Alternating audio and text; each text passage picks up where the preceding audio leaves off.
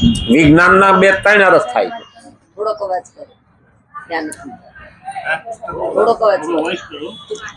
વિજ્ઞાનનો આમ જોવા જઈએ ને તો વિશેષ જ્ઞાન તરીકે ઉપયોગ થાય.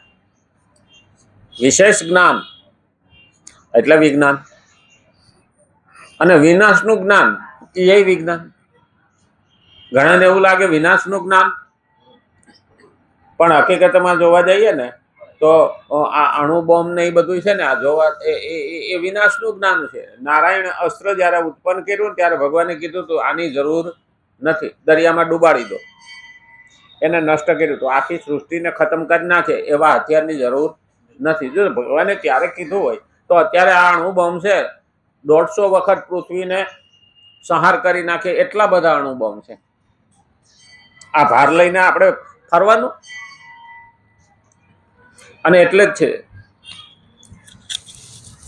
હાલો આપણા મલકના માયાઓ માનવી લોકગીત ઉપરથી ભજન બનાવ્યું છે.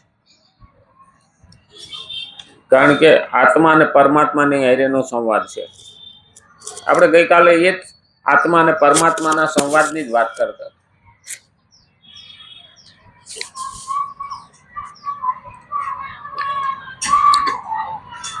શ્રીમદ ભગવદ્ ગીતા 3જો અધ્યાય 17મો શ્લોક આપણે જોઈએ છીએ. ના ભાવો ન વિદ્યતે સતઃ, એના વિશે ગઈકાલે આપણે ચર્ચા કરી. અહીં એ વાત ધ્યાનમાં આપવા જેવી છે કે સાધક તો તે સુખનું મૂળ કારણ નિષ્કામતાને માને છે, અને દુઃખોનું કારણ કામનાને માને છે. સાધક, આપણે હજી સાધક જ છીએ, સાધના કરીએ છીએ સાધ્ય માટે.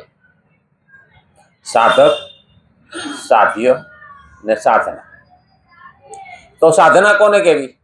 જ્ઞાન લેવું, મનન કરવું, જિંદગીમાં ઉતારવું, એનો અમલ કરવો, આને સાધના કહે. સાધ્ય એટલે કોણ? ભગવાન. એને સાધવાના છે. તો સાધક કોણ? આપણે પોતે, જે સાધના કરનારો છે. એટલે સાધકે આ વાત ધ્યાનમાં રાખવા જેવી છે કે સાધક તો તે સુખનું મૂળ કારણ નિષ્કામતાને માને છે. મૂળ કારણ નિષ્કામતા એટલે કઈ પણ અપેક્ષા વિના. નિષ્કામ કર્મણ્યવાધિકાર હસ્તે મા ફલેષુ કદાચન, એમાંય નિષ્કામ છે, ફળની આશા નહીં. જેને આપણે કામના કરીએ ને એ ફળ, હું કેટલું કરું, કેવું કરું, ક્યાં કરું, કઈ રીતનું કરું, મને કેટલું મળે, આ બધું જ આપણી અંદર બટાકા બફાતા હોય. ના અમે ઉપરથી જીભેથી બોલતા હોઈએ ને, ભગવાન એ ન માને. મનમાં હોવું જોઈએ મારે કઈ કામના નથી. બાકી તો એને બધી ખબર જ છે, આપણામાં શું છે ને એ બધી ખબર છે. એને આ પૂતળું બનાવ્યું છે અને આ બધી વ્યવસ્થા કરી છે, તો આપણે હકીકતમાં જોવા જઈએ ને તો આપણને ઘણી વખત એવું લાગે કે એને ખબર નથી, એને આ કઈ ખબર નહીં હોય, ખ્યાલ નહીં હોય. ના, બધી આપણા 1 સેકન્ડમાં 1000મા ભાગમાં પણ અંદર કઈ હળવળાટ થયો હોય ને એ પણ એને ખબર છે. અંતર્યામી એમને થોડું કીધું, અંતરમાં શું હાલે છે એ પણ મહત્વનું છે. પણ ઘણી વખત અંતરનું અંતરથી અંતર વધી જાય. અંતરનું અંતરથી અંતર વધી જાય. હવે આ ત્રણેય શબ્દો આપણને હરખા લાગે, પણ અંતરનું અંતરથી વધી જાય. હામાવાળાની હારે આપણું અંતર એટલે દૂરી, અંતરથી અંતરનું એટલે આત્માનું અંતર વધી જાય એટલે દૂરી થઈ જાય. હા, દરેક શબ્દોની વાહે આપણને લાગે. ચરણ એટલે પગ, ચરણ એટલે પગ.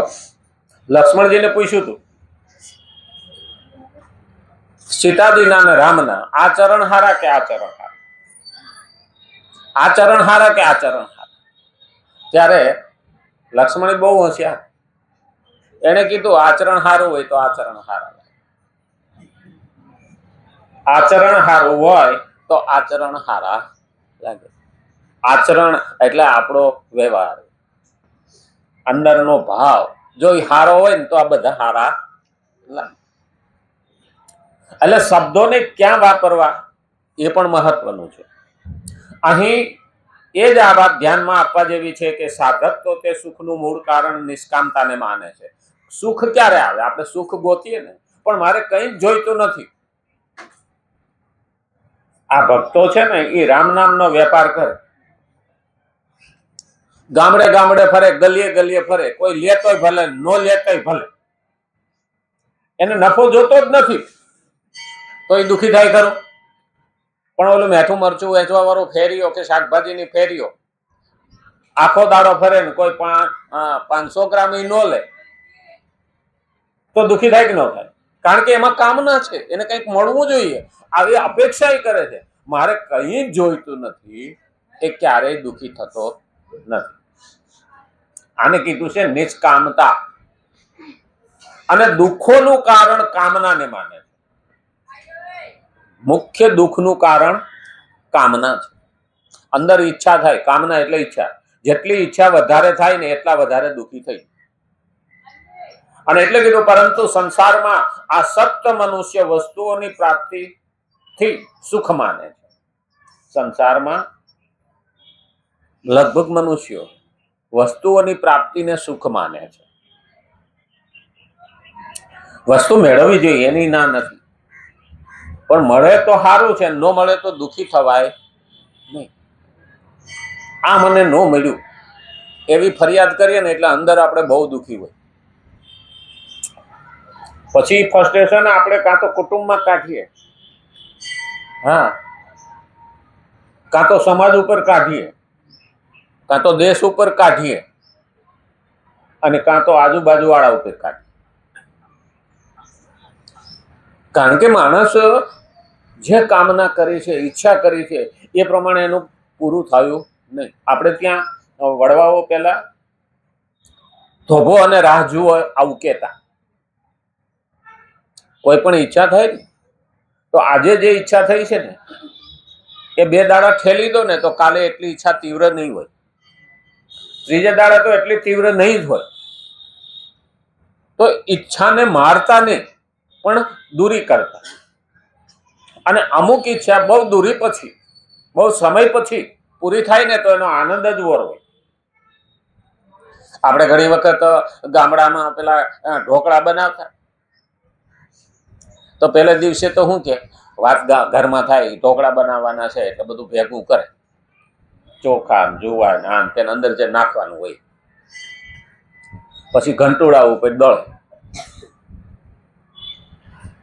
એટલે ઘરમાં શું થાય? ઢોકળા બનવાના. હવે બીજે દિવસે એ આથો આવે ત્યારે ત્રીજે દિવસે એ થાય. ઢોકળામાં આથો આવવો જોઈએ ને, અંદર છાશ નાખીને પલાળીને પછી મૂકે. હવે અટાણે તો બધા કેમિકલ આવી ગયા છે એટલે નાખ્યા ભેગો ઉભરો આવે. પેલા આ બધી આપણે રાહ જોતા, અને રાહ જોવામાં જે આનંદ હતો ને, અને પછી જયારે થાળીમાં ઢોકળા આવે ને તો એ એવા ટેસ્ટી ખાતા. એટલે ગુજરાતીઓ કે ને, હા, ગુજરાતીઓના માટે ઢોકળા બહુ મહત્વના. હવે ઢોકળા પાછા 2 જાતના, હા, એક ઓલી મુઠ્ઠી વાળીને બનાવતા અને એક આથો લાવીને બનાવતા.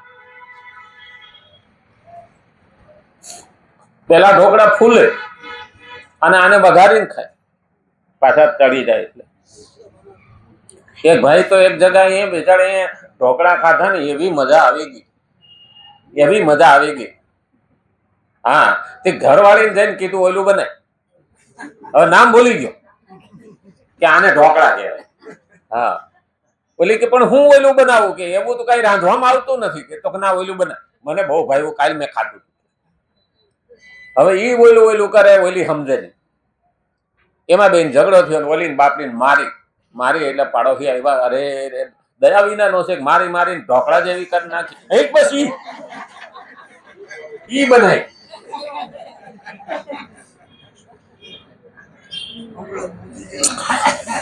વેટ એન્ડ વોચ, રાહ જુઓ.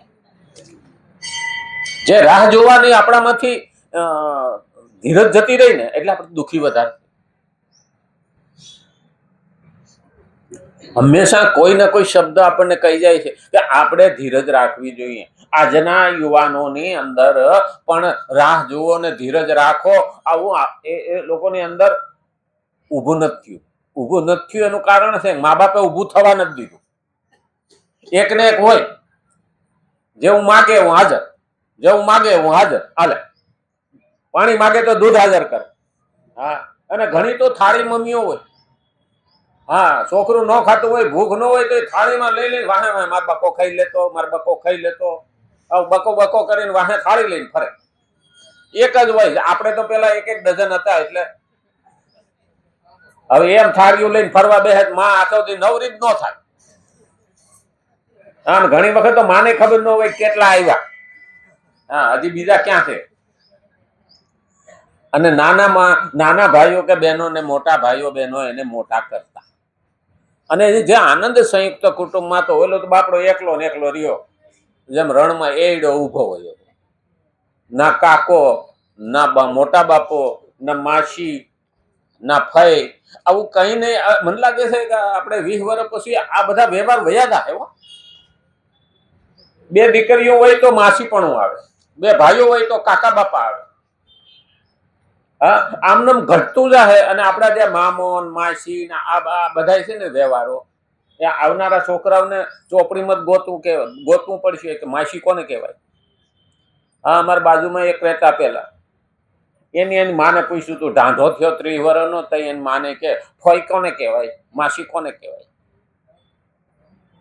અરે મેં કીધું આ 30 વર્ષનો થયો હજી ને ઈ અકલ નથી. સારી ડિગ્રી લઈને ભણીને આવ્યો છે પણ માસી કોને કહેવાય કે ફોઈ કોને કહેવાય ખબર નથી.